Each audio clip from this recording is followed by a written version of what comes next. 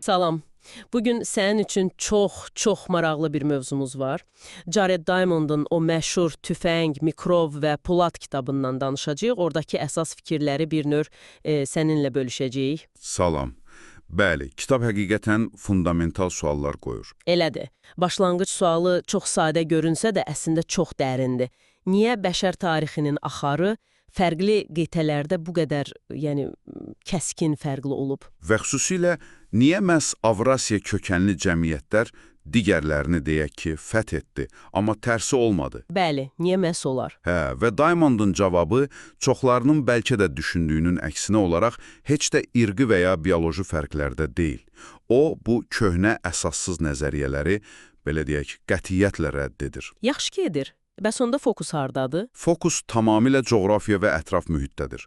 Bugünkü söhbətimizin də əsas məqsədi elə budur. Bu güclü arqumentləri, kitabdakı o heyrətləndirici nümunələri sənin üçün açmaq, aydınlaşdırmaq. Çox yaxşı. Gəl elə başlayaq o zaman. Əgər məsələ irqdə, biologiyada deyilsə, Diamond'ın əsas tezi nədir? Yəni, coğrafiya bu tarixi necə şəkilləndirib?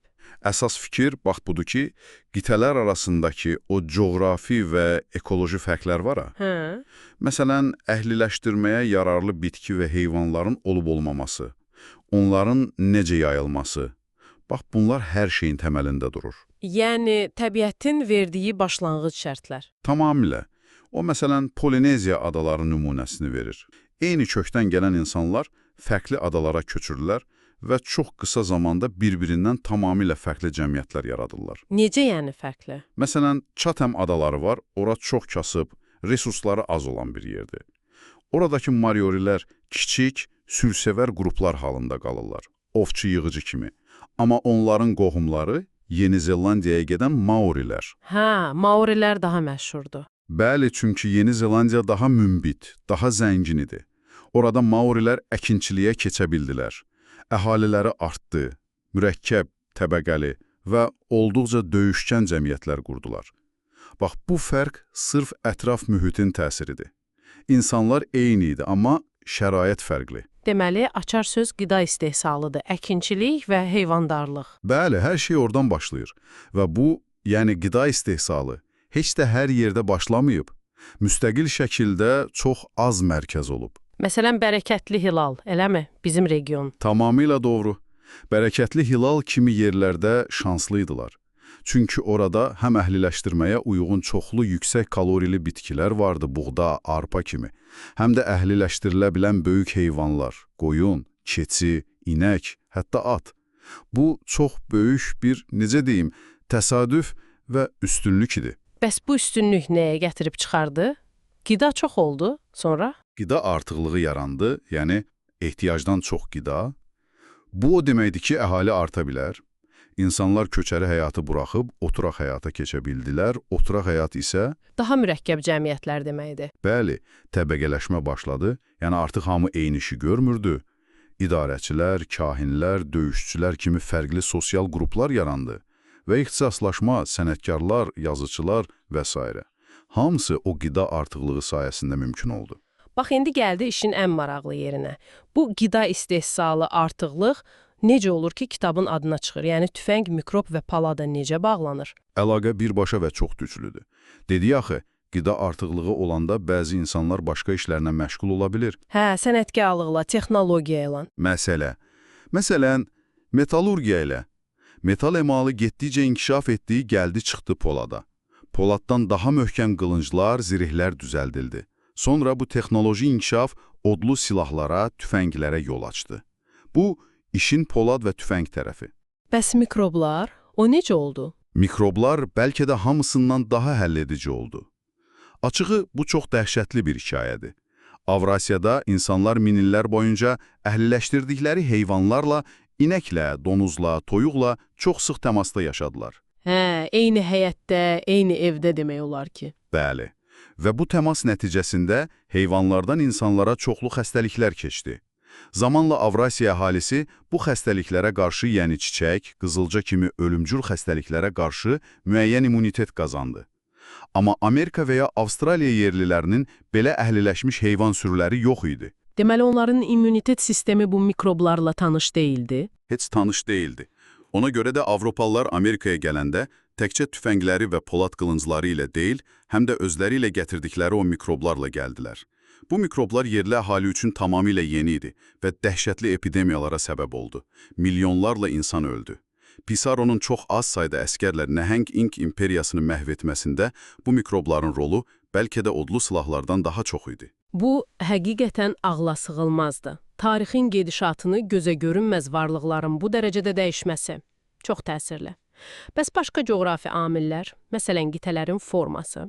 Diamond deyir ki, bunun da əhəmiyyəti var, elə deyilmi? Bəli, çox böyük əhəmiyyəti var. Baxın, Avrasiya qitəsi əsasən eninə, yəni şərq-qərb istiqamətində uzanır. Xəritədə aydın görünür. Bu o deməkdir ki, eyni enlik boyunca iqlim şəraiti çox da kəskin dəyişmir. Nəticədə, məsələn, bərəkətli hilarda əkilən buğda və ya əhliləşdirilən heyvanlar şərqə və qərbə doğru çox sürətlə yayıla bildi, eyni ilə təkər kimi, yazı kimi icadlar da sürətlə yayıldı.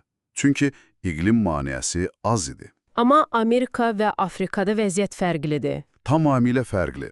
Onlar əsasən uzununa, yəni şimal-cənub oxu boyunca uzanır. Bu isə o deməkdir ki, şimala və ya cənuba getdikcə iqlim kəskin dəyişir, tropikdən mülayimə, sonra soyuğa. Bu, əkinçiliyin və heyvandarlığın yayılması üçün çox böyük bir bariyer idi. Aydındır. Yəni, Meksikada yetişən qarğıdalı çətinliklə Şimali Amerikaya uyğunlaşdı. Minilliklər çəkdi bu uyğunlaşma. İqlim fərqləri innovasiyaların, texnologiyaların, hətta xəstəliklərin belə yayılmasını çox ləngitdi. Avrasiyadakı o sürətli mübadilə digər qitələrdə olmadı. Bəs yazı, onun rolu nə oldu bu böyük mənzərədə? Yazı da əslində elə o qida istehsalının yaratdığı mürəkkəb cəmiyyətlərin bir məhsuluydu. İlk yaranma səbəbi çox vaxt praktiki ehtiyaclar olub. Məsələn, ambarlardakı məhsulun hesablanması, vergilərin qeydiyyatı, dövlət idarəçiliyi. Yəni, bürokratiya üçün lazım idi? Bəli, ilkin olaraq elə idi. Məsələn, Şumerdə, Mezoamerikada belə başladı. Amma yazı bir dəfə yaranandan sonra onun gücü çox böyük oldu.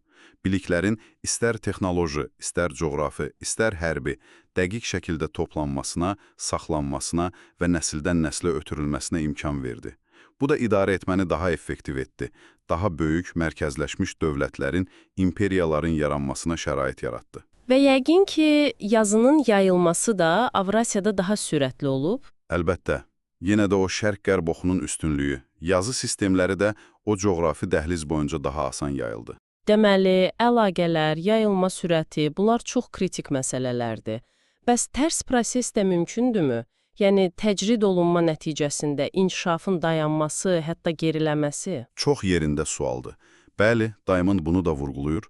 Əgər bir cəmiyyət çox təcrid olunmuşsa və əhalisi azdırsa, orada təkcə innovasiyalar yavaşlamır, hətta mövcud olan texnologiyalar unudula, itirilə bilər. Bu necə baş verir ki? Ən kəskin nümunə kimi Tasmaniya yerlilərini göstərir. Bilirsən ki, Tasmaniya son buz dövründə Avstraliyadan ayrılıb, adı olub. Su səviyyəsi qalxıb. Bəli, və o vaxtdan təcrid olunmuş qalan Tasmaniyalılar 1000 illər ərzində əvvəllər bildikləri bəzi şeyləri, məsələn, sümükdən alət düzəltməyi, balıq tutmağı belə unudublar. Çünki əhali o qədər azalıb və əlaqələr o qədər qırılıb ki, o bilikləri qoruyub saxlamaq mümkün olmayıb. Yəni, inkişaf həmişə irəli getmir. Şərait imkan verməyəndə geriləmə də baş verə bilər. Deməli, ümumiləşdirsək, Diamond'ın bizə demək istədiyi əsas şey budur ki, tarixin o böyük axarında qitələr arasındakı taleylərin bu qədər fərqli olmasının səbəbi insanların bioloji fərqləri falan deyil. Qətiyyən deyil. Səbəb sadəcə olaraq onların yaşadığı coğrafi məkanın, oyun sahəsinin fərqliliyidir. Yəni, hansı bitki və heyvanların mövcud olması, qitənin forması, coğrafi maneələrin olub-olmaması, hətta o mikroblar. Tamamilə doğrudur. Bu amillərin hamısı bir növ zəncirvari reaksiya yaradıb. Coğrafi başlanğıc şərtləri müəyyən edib ki, qida istehsalı harada və nə qədər tez başlasın. Bu, öz növbəsində əhali sıxlığına, cəmiyyətin mürəkkəbləşməsinə, texnologiyanın inkişafına, o polada, tüfəngə və xəstəliklərə qarşı immunitetin formalaşmasına təsir edib. Və bütün bu amillərin kombinasiyası sonda bəzi cəmiyyətlərə digərləri üzərində böyük bir güc verib. Çox aydın və düşündürücü izah oldu. Təşəkkürlər. Bu müzakirədən sonra bax sənin üçün də bir sual yaranır, üzərində düşünməyə dəyər. Diamond'un təsir etdiyi bu çox dərin, köklü coğrafi və ekoloji faktorlar. Görəsən bugünkü dünyamızdakı o qlobal bərabərsizliklərdə hələ də nə dərəcədə rol oynayır? Hə, bu çox vacib sualdır. Nə qədərə hələ də o köhnə mirasdır. Bəli. Yoxsa artıq son bir neçə əsrdə formalaşan fərqli siyasi qurumlar, iqtisadi sistemlər, bəlkə mədəni faktorlar daha həlledici olub?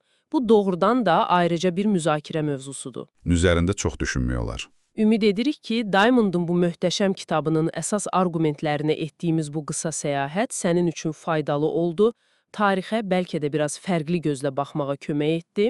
Əgər bu söhbət xoşuna gəldisə, bizə dəstək olmağı unutma. Bəli, bu cür dərin təhlillərin davamını görmək istəyirsənsə, videomuzu bəyənə bilərsən və əlbəttə ki, kanalımıza abunə olsan çox şad olarıq. Gələn görüşlərədək.